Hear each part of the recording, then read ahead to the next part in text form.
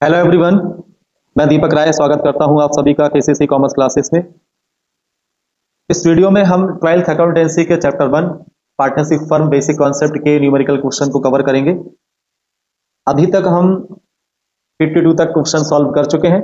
अगर आप पहली बार इस वीडियो को देख रहे हैं तो प्लेलिस्ट में जाएं और पहले के न्यूमेरिकल क्वेश्चन जरूर देखें ताकि आपको पूरा टॉपिक अच्छे से समझ में आ जाए। प्लेलिस्ट का लिंक डिस्क्रिप्शन में है। डियर स्टूडेंट, वीडियो पसंद आए तो लाइक करें, चैनल को सब्सक्राइब करें और बेल आइकन दबाएं ताकि आपको नई वीडियो की नोटिफिकेशन मिलती रहे। तो चलिए शुरू करते हैं। Amit and Babu are partners in the ratio of 3:2। They admit Charu for 1/6 share in profit. Interest on capital is payable at the rate 10% per annum. Amit personally guaranteed, इसको अंडरलाइन करो, अमित ने पर्सनली गारंटी दी है। किसको दी है गारंटी? चारू को। Amit personally guaranteed that Charu's share of profit after charging interest on capital would not be less than ₹30,000। मतलब अमित ने चारू को गारंटी दी है कैपिटल पर इंटरेस्ट देने के बाद 30,000 तो मिलना ही मिलना है चारू को। ऐसी गारंटी अमित ने दी है। पार्टनर्स कैपिटल वर्क, पार्टनर्स की कैपिटल ये रही। अमित की कैपिटल है 2,50,000, बाबू की कैपिटल है 2 लाख रुपए और चारू की कैपिटल है 1,50,000। The profit for the year before charging interest on capital was ₹1,50,000। Firm का प्रॉफिट 1,50,000 है। इसके बाद देखते हैं क्या बोल रहा है। If the new profit sharing ratio is 3:2:1, यदि तीनों पार्टनर का न्यू रेशियो है 3:1, ठीक है, तो आपको क्या करना है? Profit and loss appropriation account बनाना है। अब यहां ध्यान दीजिए, अमित और बाबू थे पहले पार्टनर, इन्होंने चारू को एडमिट किया। चारू एडमिट होने के बाद अब इनका नया रेशियो रहेगा 3:2:1। यदि आप देखेंगे नए पार्टनर का हिस्सा हटा दो तो 3:2, मतलब अमित और बाबू का जो हिस्सा है तो जो पहले बांटते थे वही हिस्सा इनका चारू के आने के बाद होगा। देखिए 3:2:1 है तो 3 किसको रिप्रेजेंट करता है? अमित को। 2 किसको रिप्रेजेंट करता है? बाबू को। 1 किसको रिप्रेजेंट करता है? चारू को। तो चारू का हिस्सा हटा दें, 3:2 बचेगा। यही इनका पुराना रेशियो था, है ना। तो हम कह सकते हैं अमित और बाबू का रेशियो वही है जो कि वह चारू के आने के पहले बांटा करते थे, है ना। और ये आईएमपी क्वेश्चन है। एमपी बोर्ड 2023 के एग्जाम में ये क्वेश्चन पूछा गया था। फॉर्मेट बनाते हैं स्टूडेंट। तो सबसे पहले हम लिखेंगे फर्म का प्रॉफिट, जिस प्रॉफिट को हमें डिस्ट्रीब्यूट करना है। इस नाम से लिखते हैं ये by profit and loss account और ब्रैकेट में नेट प्रॉफिट। कितना है?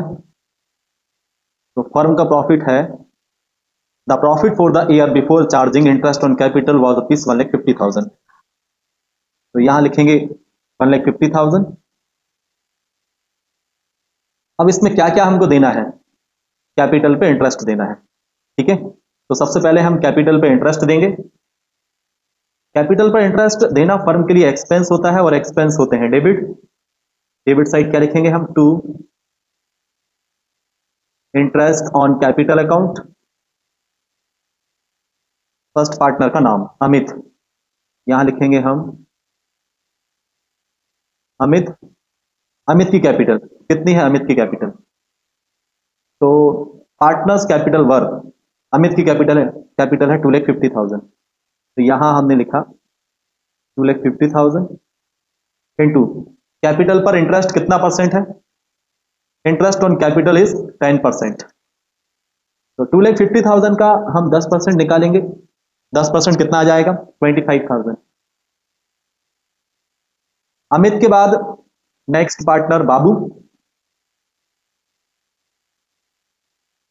बाबू की कैपिटल है 2 lakh rupees.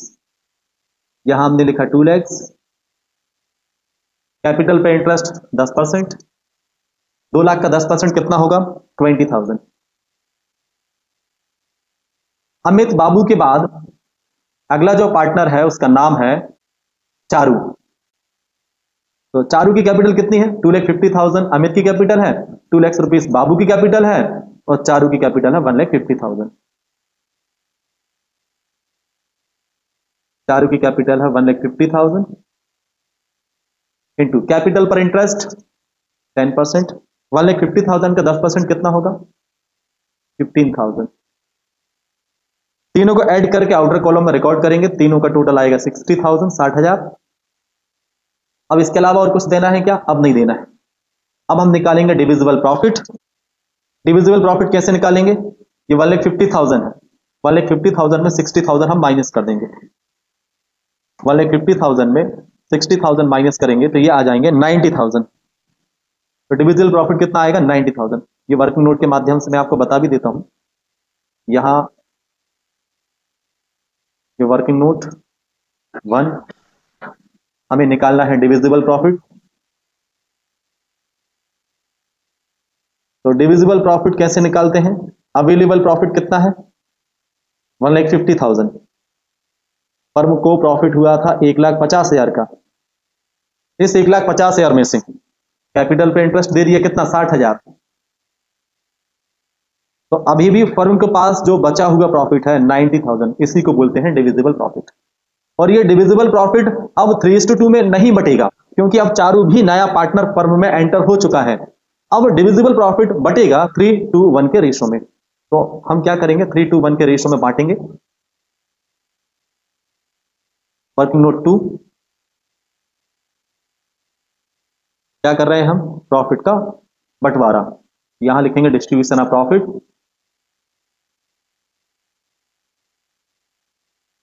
Distribution of profit किस रेशो में? न्यू रेशो में, है ना, न्यू प्रॉफिट शेयरिंग रेशो में बटेगा डिविजिबल प्रॉफिट, क्योंकि अब नया पार्टनर आ गया है। 3:1, 3:1। 3 रिप्रेजेंट करता है किसको? 3 रिप्रेजेंट करेगा अमित को, 2 रिप्रेजेंट करेगा बाबू को, और 1 रिप्रेजेंट करेगा चारू को। फर्स्ट पार्टनर का नाम क्या है? अमित। अब अमित का डिविजिबल प्रॉफिट में हिस्सा निकालेंगे। डिविजिबल प्रॉफिट है 90,000। अमित का हिस्सा कितना है? 3। कितने हिस्से में से? 3, 2, 5 और 6, 6 हिस्से में से। 3 1 जा 3 और 3 2 जा 6। 90,000 को 2 से डिवाइड करेंगे, यू विल गेट 45,000। तो अमित के हिस्से में कितना प्रॉफिट आया? 45,000। अमित के बाद अगला जो पार्टनर है उसका नाम है बाबू। बाबू का डिविजिबल प्रॉफिट में हिस्सा निकालेंगे। डिविजिबल प्रॉफिट है 90,000, बाबू का हिस्सा है 2। कितने हिस्से में से? 6 हिस्से में से। 2 1 जा 2, 2 3 जा 6। ठीक है। अब 90,000 को डिवाइड करेंगे हम 3 से, 3 3 जा 9, यू विल गेट 30,000। बाबू का डिविजिबल प्रॉफिट में हिस्सा आया 30,000।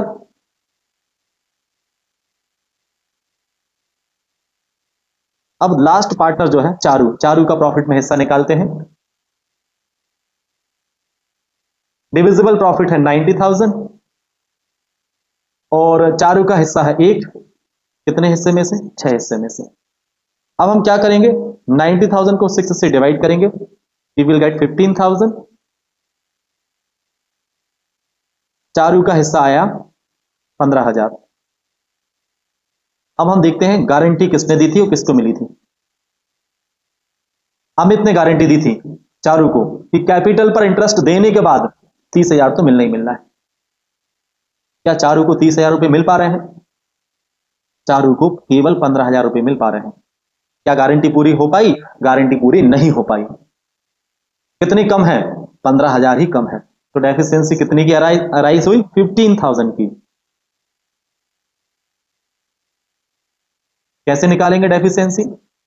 30,000 की गारंटी मिली थी चारू को, लेकिन मिल पा रहे हैं केवल 15,000 रुपए, मतलब डेफिशिएंसी अराइज हुई है 15,000 की। अब ये डेफिशिएंसी जो आई है, चारू की जो डेफिशिएंसी आई है 15,000 की, तो इस 15,000 का सैक्रिफाइस कौन करेगा? भाई जिसने गारंटी दी है। गारंटी किसने दी है? अमित ने। तो अमित के 15,000 रुपए कट हो जाएंगे, है ना। तो डेफिशिएंसी कौन बेयर करेगा? Amit. Deficiency borne by Amit 15,000। Babu क्यों नहीं करेगा सैक्रिफाइस? क्योंकि इसमें क्लियर लिखा है पर्सनली गारंटी। पर्सनली गारंटी मतलब केवल अमित ने गारंटी दी है, बाबू ने कोई गारंटी नहीं दी है। उसने क्लियर बोल दिया कि मेरा जो प्रॉफिट में हिस्सा आएगा वही रहेगा, टच भी मत कर देना, नहीं तो मैं बाबू से बाहुबली बन जाऊंगा। ठीक है, तो अब हम नॉर्मली प्रॉफिट ट्रांसफर करेंगे। कहां ट्रांसफर करते हैं? पार्टनर्स के कैपिटल अकाउंट में। यहां हम क्या लिखेंगे? To profit transferred to partners capital account. Partners capital account. First partner का नाम है अमित। तो नॉर्मली इसके हिस्से में कितना प्रॉफिट आया था? 45,000। ये देखिए अभी हमने निकाला था, अमित के हिस्से में आया था 45,000, बाबू का 15,000 और चारू का आया था 15,000। ठीक है, तो अमित का आया था 45,000, बाबू का आया था 30,000, है ना, ये 30,000, और चारू का आया था 15,000।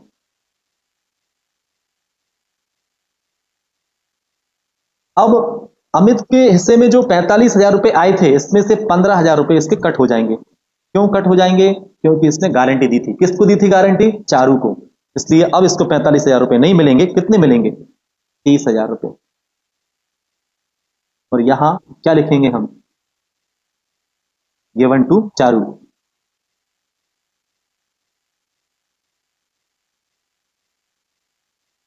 है ना। अमित के बाद बाबू, तो बाबू का अमाउंट हम डायरेक्ट आउटर कॉलम में लिखेंगे, क्योंकि इसने तो गारंटी दी नहीं थी, इसलिए इसको 30,000 रुपए ही मिलेंगे। इसके हिस्से में 30,000 ही आए थे। अमित बाबू के बाद फिर जो पार्टनर है, क्या नाम है उसका? चारू। चारू को तो नॉर्मली 15,000 रुपए मिले थे, लेकिन चूंकि इसको गारंटी दी गई थी अमित के द्वारा कि भाई चिंता मत कर, 30,000 रुपए तो मिलना ही मिलना है। इसका मतलब गारंटी किसने दी थी? अमित ने। तो अमित, इसलिए अमित के हमने पैसे काटे थे, है ना, इसलिए हमने यहां माइनस किया था, और यहां क्या करेंगे? ऐड करेंगे। अब इसकी गारंटी पूरी हो जाएगी। क्या लिखेंगे? फ्रॉम अमित, है ना। अब हम टोटल लगा देंगे दोनों साइड का, तो दोनों साइड का टोटल इक्वल आना चाहिए। कितना? 1,50,000। ये दोनों साइड का टोटल इक्वल ही आएगा। यहां हम क्या लिखेंगे? 1,50,000, और यहां भी 1,50,000। नेक्स्ट क्वेश्चन 54, ये भी काफी इंपोर्टेंट क्वेश्चन है। ये एमपी बोर्ड 2024 के एग्जाम में पूछा गया था। A, B and C are partners in a firm in the ratio of 5:3:2. A personally guaranteed C that his share of profit after providing interest on capital at the rate 10% per annum would not be less than rupees 22,500. The capital of A, B and C were rupees 1,20,000, rupees 75,000 and rupees 60,000. The profit of the firm before providing interest on capital is rupees 1,19,250. Prepare profit and loss appropriation account. Format बना लेते हैं हम। तो सबसे पहले हम क्या लिखेंगे? फर्म का प्रॉफिट, जिस प्रॉफिट को हमें अप्रोप्रिएट करना है, by profit and loss account, और ब्रैकेट में नेट प्रॉफिट। कितना है प्रॉफिट फर्म का? 1,19,250। यहां हम लिखेंगे 1,19,250। इसके बाद क्या कैपिटल पे इंटरेस्ट देना है? लिखा है interest on capital eight the rate 10% per annum, है ना। तो सबसे पहले हम कैपिटल पे इंटरेस्ट देंगे। कैपिटल पर इंटरेस्ट देना फर्म के लिए एक्सपेंस होता है, और एक्सपेंस डेबिट होते हैं। To interest on capital account, first partner का नाम क्या है? ए। ए की कैपिटल कितनी है? The capital of A, B and C 1,20,000, 75,000 and 60,000। तो सबसे पहले हम ए की कैपिटल पर इंटरेस्ट देंगे, और ए की कैपिटल है 1,20,000। कैपिटल पर कितना परसेंट इंटरेस्ट देना है? 10%। तो 1,20,000 का 10% कितना हो जाएगा? 12,000 रुपये। ए के बाद बी की कैपिटल। बी की कैपिटल है 75,000 रुपीज, यहां हम लिखेंगे 75,000। इसका 10% कितना हो जाएगा? 7,500 रुपीज। ए बी के बाद सी, सी की कैपिटल है 60,000, यहां हम लिखेंगे 60,000 और इसका 10% हम निकालेंगे, ये आ जाएगा 6,000 रुपीज। अब हम क्या करेंगे, ये जो 12,000 है और 7,500 और 6,000, इन तीनों को ऐड करके आउटर कॉलम में रिकॉर्ड करेंगे। तीनों का टोटल आएगा 25,500, है ना। अब हम क्या निकालेंगे? Divisible profit. डिविजिबल प्रॉफिट कैसे निकालते हैं? मान लीजिए 19,250 में 25,500 हम माइनस कर देंगे, डिविजिबल प्रॉफिट निकल जाएगा। यहां क्वेश्चन के नीचे ही सॉल्व करते हैं। Working note 1, divisible profit. तो डिविजिबल प्रॉफिट के लिए अवेलेबल प्रॉफिट कितना है? अवेलेबल प्रॉफिट है 19,250। तो यहां लिखेंगे 19,250।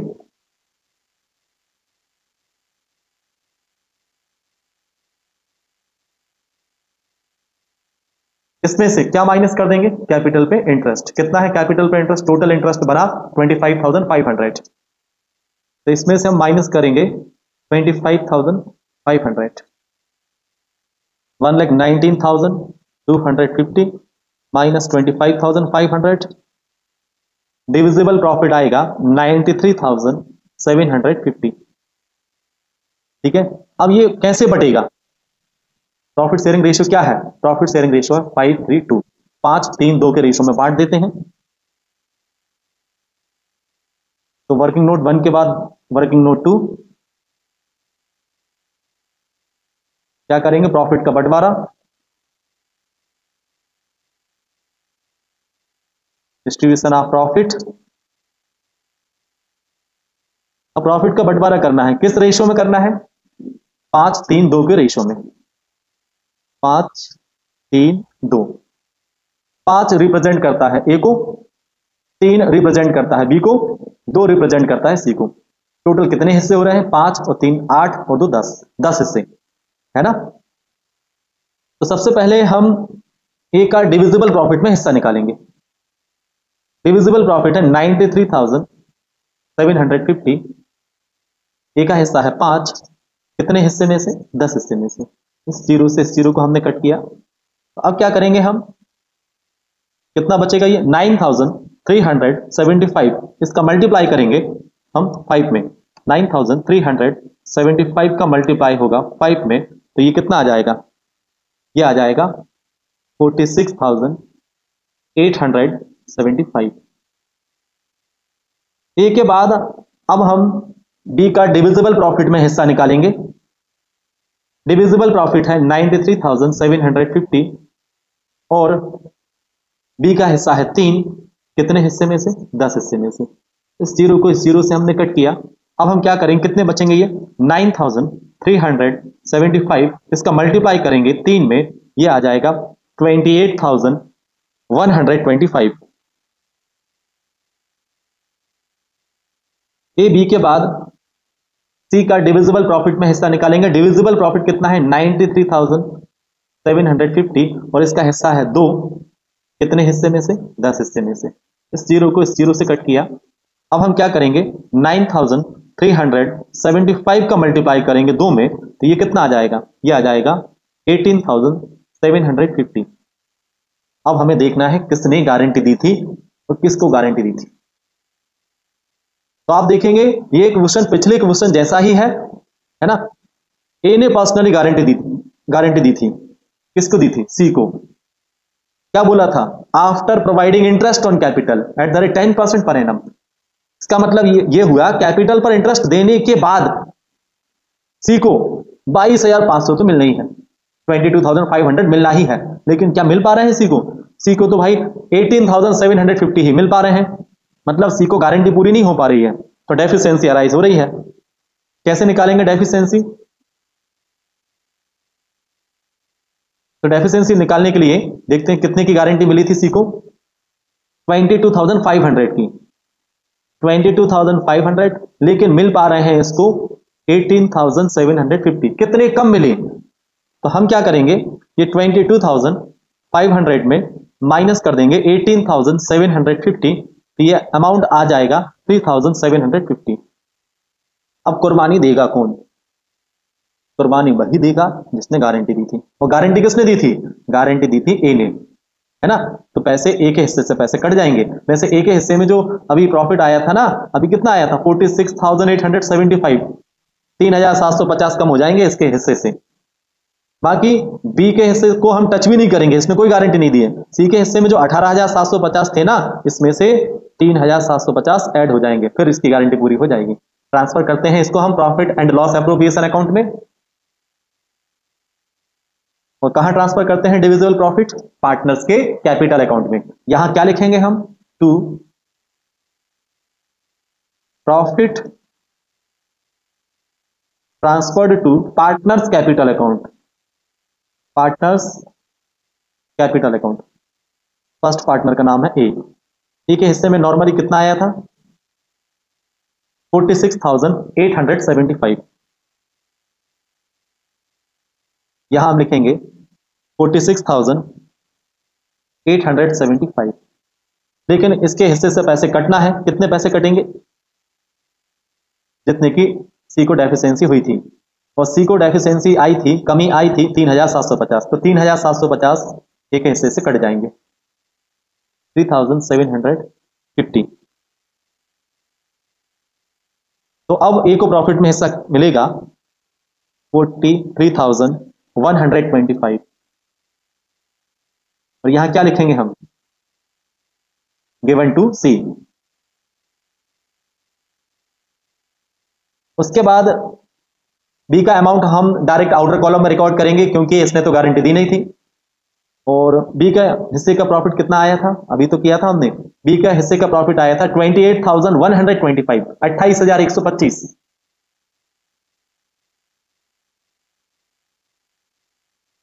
और सी के हिस्से का प्रॉफिट कितना आया था? सी के हिस्से का प्रॉफिट आया था 18,750। तो यहां इनर कॉलम में लिखेंगे,